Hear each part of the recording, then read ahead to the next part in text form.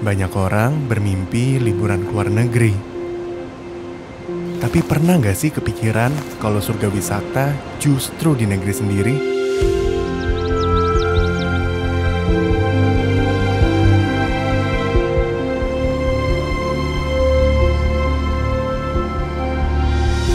Dari 5,1 juta kilometer luas Indonesia, yang biasa dikunjungi cuma itu-itu aja. Dari sini, kita mau ajak kalian buat eksplor tempat wisata di Indonesia, dari yang paling dekat Jakarta sampai sisi ujung Indonesia. Buat nunjukin ke kalian betapa menariknya tempat wisata, culture kuliner, dan indahnya pemandangan di sana. Karena di balik kabut pegunungan, debu rombak, dan jalan-jalan kecil itulah Indonesia memperlihatkan wajah terindahnya.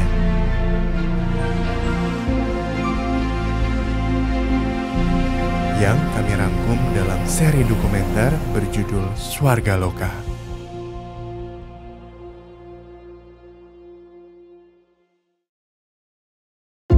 Kali ini kayak mau nyoret salah satu bucket list kami yang udah lama ke-pending, road trip ke Sukabumi.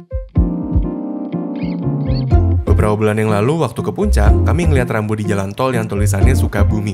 Muncul di benak pikiran, main ke Sukabumi seru kali ya, tapi ke-pending terus soalnya waktu kita cari di medsos, kayaknya Sukabumi nggak ada apa-apa deh. Main ke Curug, nikmatin jalan liuk-liuk, udah gitu aja.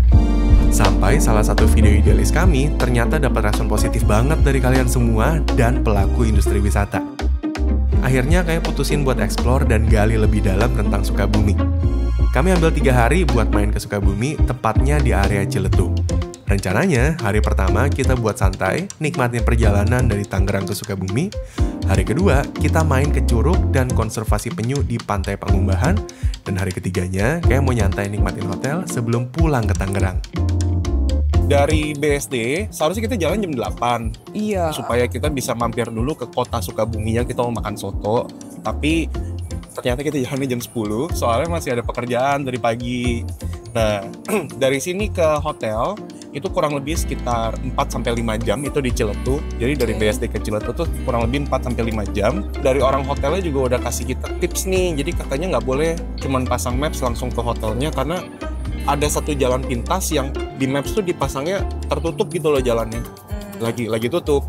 Padahal itu jalannya operasional. Jadi kita harus muter gitu ya kalau ikutin maps. Bener, diputerin jauh banget. Beberapa bulan yang lalu kami ketemu sama Reels dari salah satu hotel yang heartwarming banget. Mereka nyeritain pada saat itu ada hujan deras yang bikin longsor, banjir, dan jembatan putus yang bikin para tamu tuh jadi nggak bisa pulang. Mereka minta para tamu kembali, kasih tempat istirahat yang nyaman, kasih comfort, dan mereka nunjukin bener-bener mereka tuh kerja pakai hati.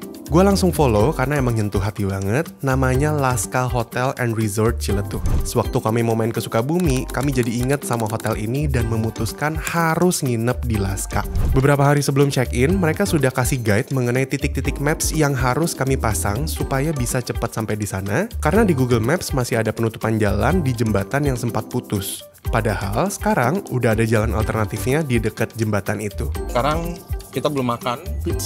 Ini bener-bener baru banget masuk mobil. Kita cari makanan kali ya? Iya. Cuman mungkin nggak bisa makanan-makanan lokal. Paling kita cari makanan yang ketemu aja.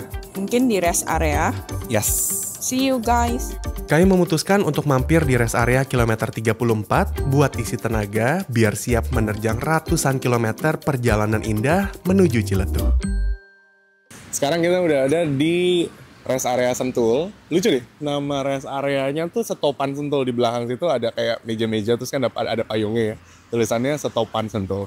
Karena kita belum makan, terus belum ada Kevin juga. Perjalanan juga masih panjang, kurang lebih sekitar 4,5 jaman lagi. Jadi kita memutuskan untuk, yaudah kita berhenti dulu aja makan. Jadi Cindy sama Mas Tio lagi beli makanan Estelar 77. Terus kalau gua dibawain bakmi. Look at that. Jadi di sini tinggal ambil makanan tambah-tambahannya aja sih. Selamat makan. Selamat makan guys. Kau pesan apa? Aku pesan nasi goreng apa ya tadi juara di STR 77 Mas Tio apa Mas Tio? sama Makan nasi goreng champion. Nasi goreng champion sama. sama kita pesennya soalnya susah cari di sini yang pasti-pasti. Benar. Jadinya STR 77 aja. Sama makan guys. Setelah makan, kami beli kopi dan camilan untuk bekal di jalan, dan kami langsung melanjutkan perjalanan.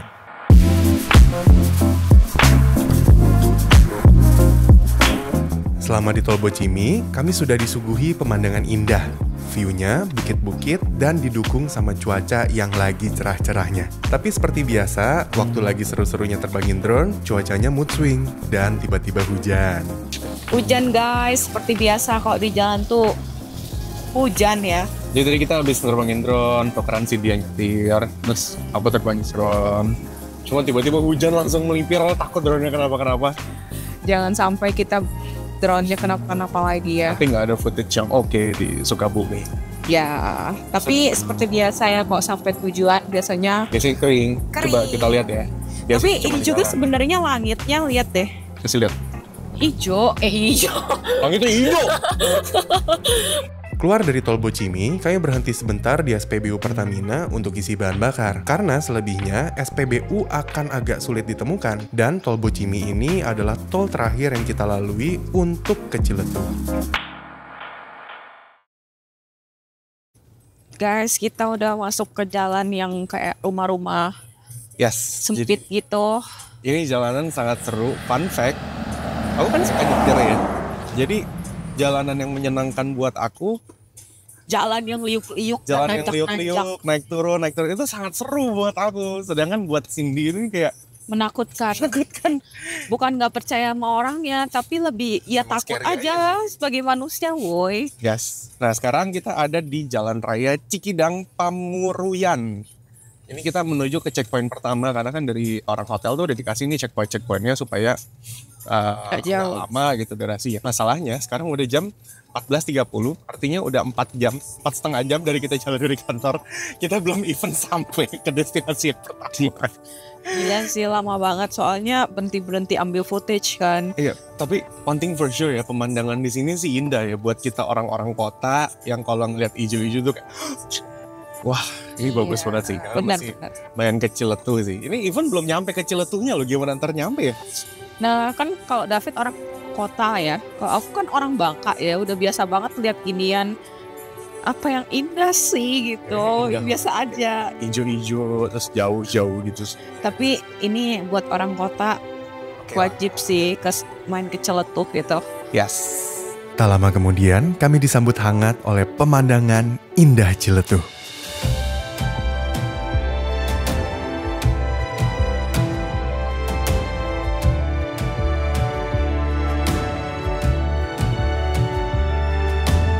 Laut dengan latar belakang perbukitan yang disajikan dengan jalanan berkelok benar-benar mencabut rasa lelah dari tubuh kami. Hotel yang kami pilih untuk jadi tempat istirahat kami selama trip kali ini adalah hotel terbaik yang ada di Ciletuh. Terletak di bukit dengan pemandangan laut ke arah matahari terbenam, Laska jadi tempat berteduh yang nyaman untuk destinasi wisata yang rimbun menggoda. Akhirnya kita benar-benar udah sampai di Hotel Laska. Terima kasih. Terima kasih. Mas Bio, sot. Ambil. Malu. Thank you, Kak. Makasih ya. So after 5 hours of driving, Kita bertiga akhirnya kita sampai touchdown. Oh, sepanjang perjalanan sih semuanya indah, tapi waktu ngeliat yang indah tuh kayak ada lagi yang lebih indah, ada lagi yang lebih indah, ada lagi yang lebih indah. Jadi kita banyak berhentinya. Sekarang jam 5:02, kita pengen masuk ke kamar, kita pengen lihat kamarnya kayak gimana. Nanti kita share ke kalian experience kayak yang pasti view-nya dari hotelnya ini udah bagus banget sih, bagus banget. Penginapan mewah dengan pemandangan indah ini bisa kita nikmati dengan harga mulai dari 800 ribuan. Unit terbaiknya adalah unit yang cocok untuk liburan keluarga. Unit 2 kamar tidur yang punya living area dan garden balcony yang dilengkapi dengan private pool menghadap ke laut. Tapi buat kamu yang liburan bareng pasangan, unit junior suite yang punya pemandangan indah ke laut dengan bathtub di garden balkoninya wajib kamu pertimbangin. Secara umum, fasilitas hotelnya sangat lengkap. Ada fitness center, kids playground, dan kolam renang dengan view sunset yang nggak boleh kalian lewatin. Kita udah selesai cek kamar, pasti udah selesai ambil video kamar. Jadi kalau video kamar yang kalian lihat ini berkat beliau. Sekarang kita mau kemana? Cari makan. Let's go, ya kita makan yuk. Lapar pol guys. Jadi tadi kita udah tanya sama tim Laska, namanya Karahma. Kulineran di sini tuh di mana sih yang enak? Kemarin sih kita udah ada target ya. Ya. Tapi kayaknya rekomendasinya Karahma lebih enak deh. Jadi kita coba makan di sini. Tadi pantai apa ya? Wah, aduh harus dicetor. Mati HP. Jujur sih saya lupa. Lu harusnya dicatat, Seng. Gimana sih? Ya, kita makan yuk. Kami memutuskan untuk makan malam di Cafe and Resto Geopark Point sesuai rekomendasi. Rumah makannya sederhana dan ada area lesehan yang bikin vibes makanan Sundanya kental banget.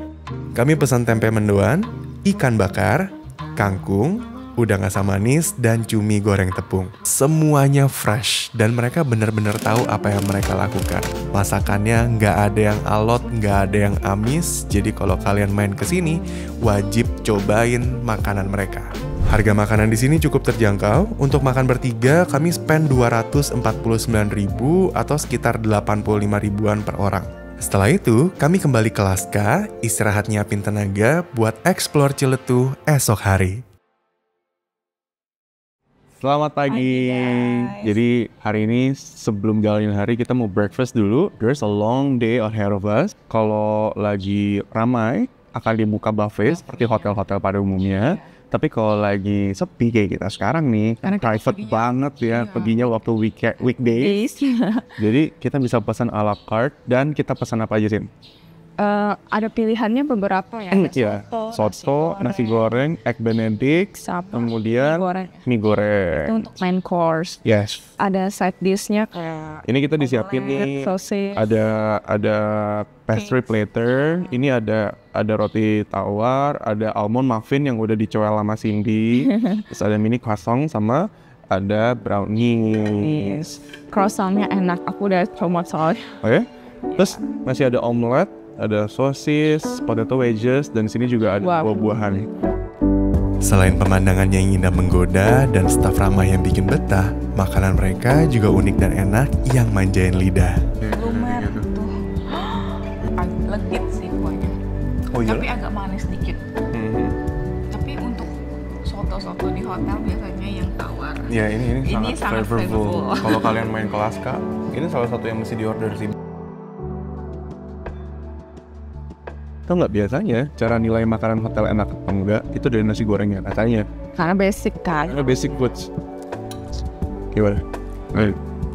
Yes. Hampir 2 kali nyobainnya ternyata. Area restorannya cukup luas. Kamu bisa pilih mau makan dengan kesejukan AC di dalam atau sarapan dengan pemandangan indah di luar. Setelah sarapan, kami langsung memulai eksplorasi kami di Ciletuh. Destinasi pertama kami adalah Curug Sodong dan Cikanteh. Kalau di luar negeri ada legenda mengenai The Lost City of Atlantis, Ciletuh adalah versi nyatanya. Area ini tadinya adalah dasar laut yang terangkat ke permukaan karena adanya aktivitas tektonik antara 2 lempeng besar. Sederhananya bayangin kayak karpet yang kita dorong 2 sisinya dan sisi tengahnya terangkat. Makanya banyak mahasiswa dan peneliti yang main ke Ciletuh untuk meneliti bebatuan tertua di Pulau Jawa.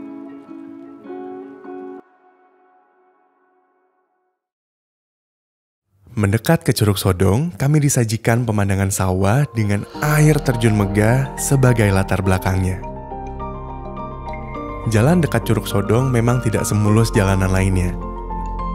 Namun, kami rasa kendaraan city car dan MPV umum di Indonesia masih bisa dengan mudah melalui jalanan ini.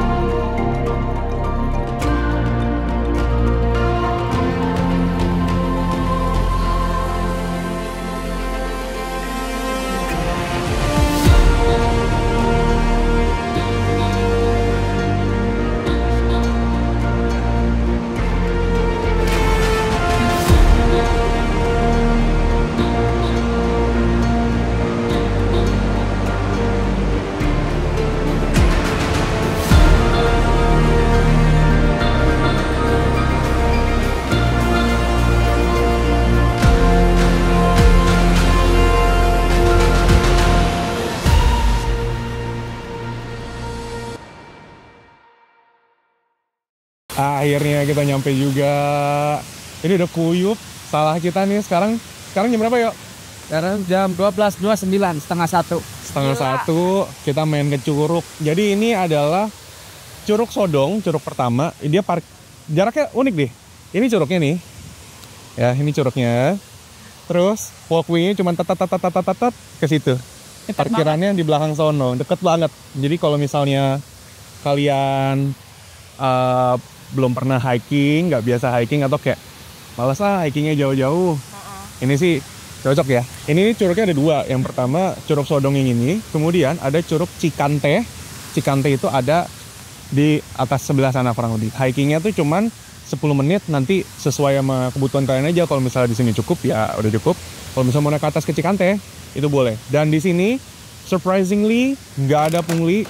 Harga tiket masuknya itu resmi langsung ke Dinas Pariwisata, 12.000 per orang. Murah banget. Anak-anak 9.000. Kalau kalian mau camping di sini itu bisa, biayanya itu 12.000. Jadi kalau mau camping di sini ya 24.000 gitu loh. Terkagum dengan indahnya Curug Sodong, kami memutuskan untuk melanjutkan hiking ke Curug Cikante. Hiking ini hanya memerlukan waktu 10 menit dan memiliki jalur yang relatif mudah untuk dilalui dengan pemandangan yang indah. Area Curug Cikante adalah area wisata swadaya masyarakat tanpa tiket masuk. Namun, ada sumbangan sukarela untuk operasional dan perawatan Curug Cikante. Setelah melalui pos sumbangan, kami melakukan halang rintang kecil menyeberangi aliran sungai dengan jembatan bambu. Tak lama kemudian, kami ditakjubkan oleh keindahan Curug Cikante.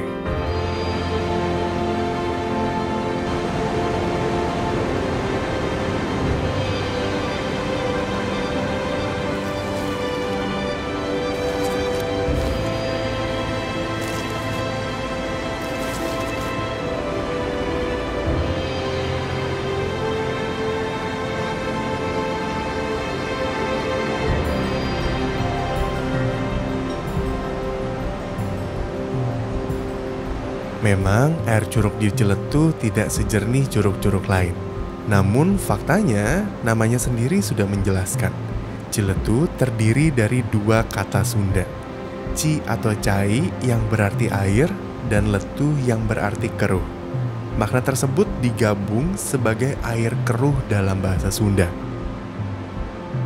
Setelah menikmati keindahan Curug Cikante, kami melanjutkan perjalanan menuju konservasi penyu Pantai Pangumbahan.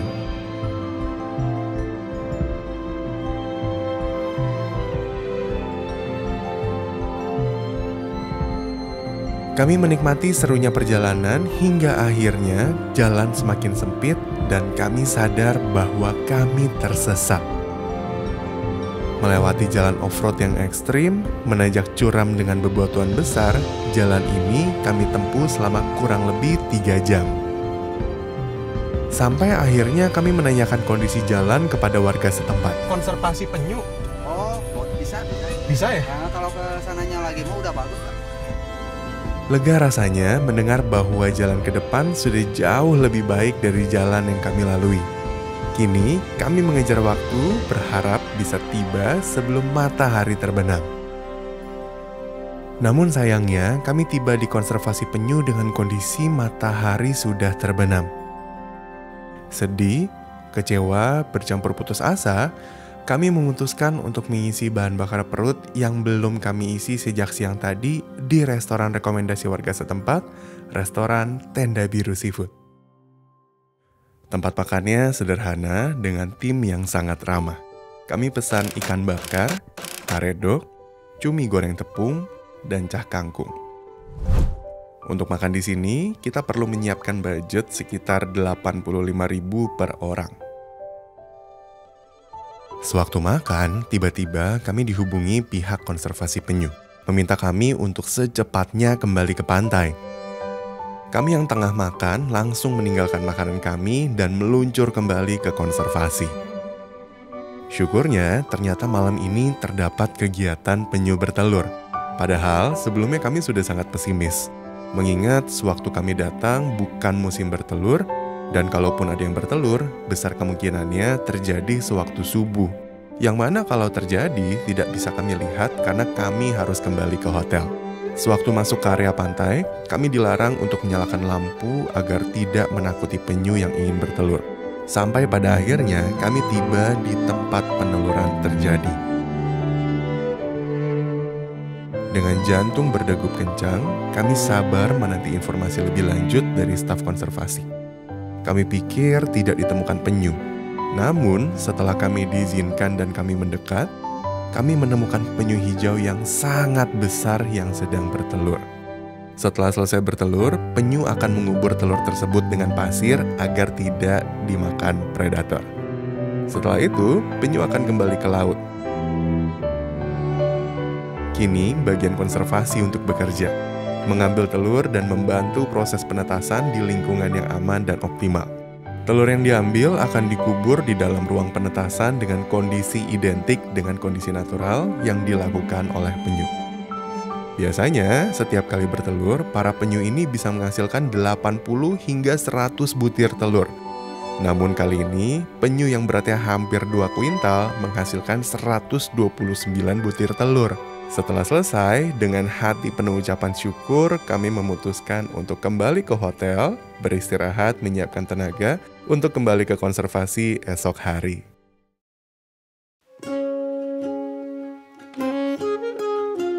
Pada hari ketiga, kami langsung meluncur kembali ke konservasi penyu Pantai Pangumbahan.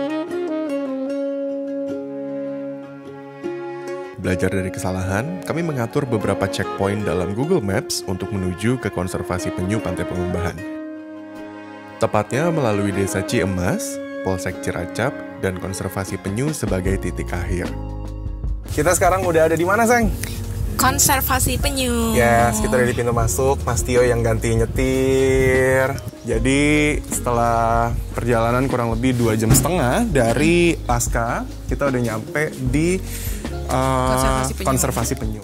Kenapa kami rela kembali ke konservasi penyu Pantai Pangumbahan ini? Karena kami berharap teman-teman yang main ke Sukabumi bisa mampir ke konservasi ini. Sehingga teman-teman di konservasi penyu yang sudah bersusah payah mengoperasionalkan dan mempertahankan standar dapat terus bertahan bahkan bisa bertumbuh.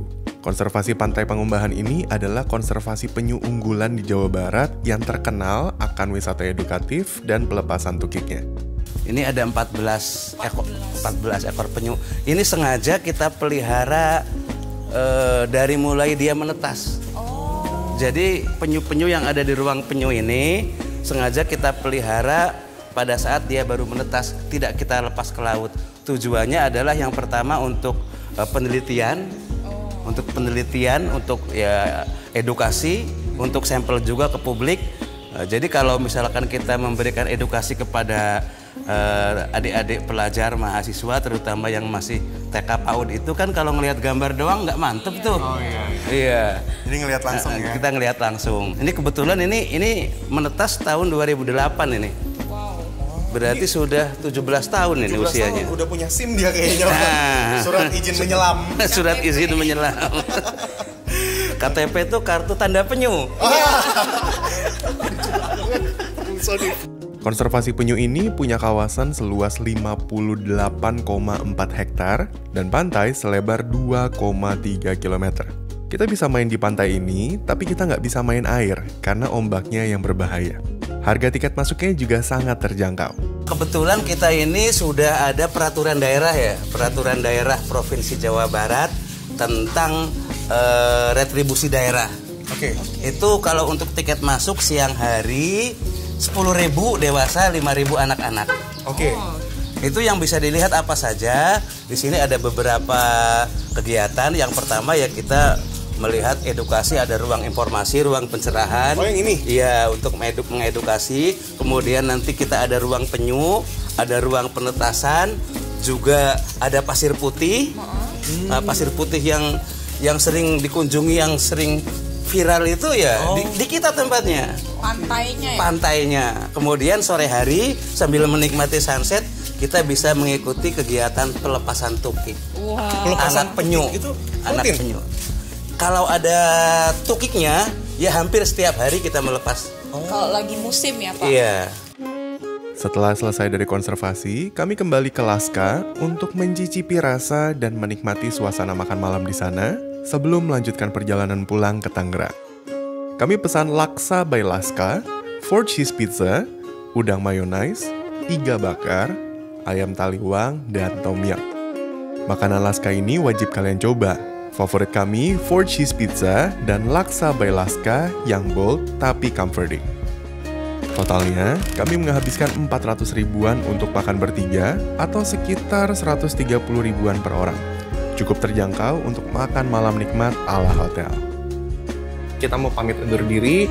Buat teman-teman, jangan lupa untuk terus explore Indonesia. Harapannya, apa yang kita bikin ini bisa jadi inspirasi buat kalian untuk jalan-jalan dan terlebih lagi bisa bantu ningkatin ekonomi pariwisata di Indonesia. Jadi duitnya nggak keluar negeri, tapi muter dalam negeri dan syukur-syukur duit dari luar bisa masuk ke dalam. Kalau gitu, kita tunggu masukan dari kalian. Berikutnya kita masing mana? Kasih tahu aja di kolom komentar. Dan sampai jumpa di Swarga Loka berikutnya. Dadah!